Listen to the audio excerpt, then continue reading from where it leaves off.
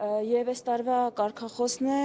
հանուն հայի, հանուն պետության։ Մենք այդ 135 տարվա ճանապարհը, գործունեությունը փորձել ենք ամփոփել այդ կարգախոսով, որովհետեւ եթե ինձ հարցնեք ինչի մասին է դաշնակցությունը, ինչի մասին է դաշնակցության 135 տարվա պատմությունը, դա ի ժողովրդի մասին է, դա պետականություն ստեղծելու, պահպանելու մասին է, որպես ժողովրդի անվտանգության բարձրագույն ձև, դա հայկական ինքնությունը պահպանելու մասին է, եւ դրա համար պատահական չի, որ այդ կարգախոսն է, պատահական չի, որ կտեսնեք խորհրդանիշերի մեջ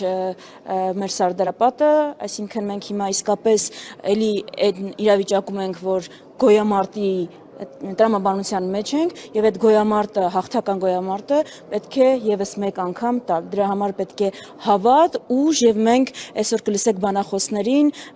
ունենք հրավիրյալ բանախոս Հույդաբյուրոյի անդամ Հակոբ Բագրատունին, Լիբանանի պատգամավոր, ով ժամանել է հատուկ միջոցառման համար եւ խոսք ունի փոխանցելու, Սփյուռքի խոսքը պետք է փոխանցի, Հայաստանի Գերագույն մարմնի ներկայացուցիչ Իշխան Սաղաթելյանը դաշնակցության այլընտրանքները կներկայացնի, մոտեցումները եւ այս իրավիճակը ինչպես ենք հաղթահարելու այդ պատկերացումները եւ ընդհանրապես այսօր կտեսնեք այստեղ ոչ միայն դաշնակցականների, այլ նաեւ հանրային, քաղաքական, հասարակական դեմքերի, ում համար դաշնակցությունը եւ դաշնակցության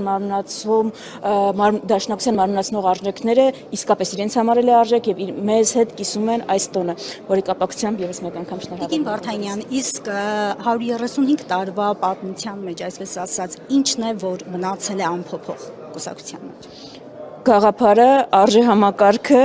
եւ պայքարը։ Մեր 135 տարվա պատմությունը, պայքարի պատմություն է, այդ ճանապարհին եղել են պարտություններ, բայց մենք երբեք չենք հաշտվել այդ պարտությունների հետ, երբեք հանձնվողականությունը ու հաշտվողականությունը որպես ճանապարհ չենք դիտարկել, մենք անսխալական կամ անպարտ չենք, բայց մենք չենք դադարել պայքարել։ Ուրեմն 135 տարվա ընթացքում անփոփոխ է եղել պայքարը, անփոփոխ է եղել մեր արժեհամակարգը,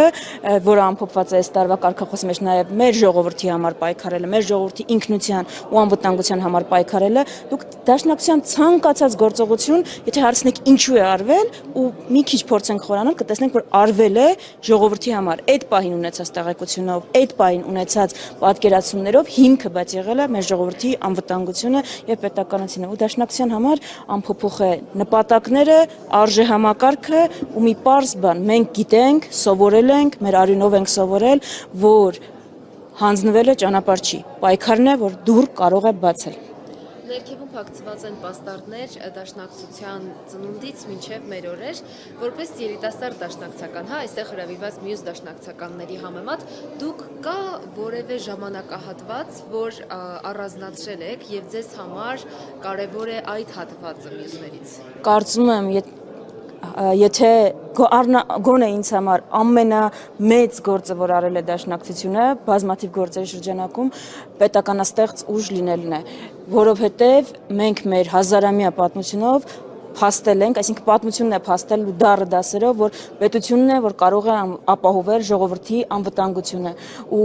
եթե դուք անգամ դաշնակցությանը մեղադրանքներ ունեք, հարցեր ունեք, մի բանում գոնե պիտի կոնսենսուս ունենանք ու շնորհակալություն հայտնենք այս ուժին, որովհետև եթե 1918-ին չստանձնվեր պատասխանատվություն եւ չստեղծվեր պետություն, մենք հիմա դժվար թե ունենայինք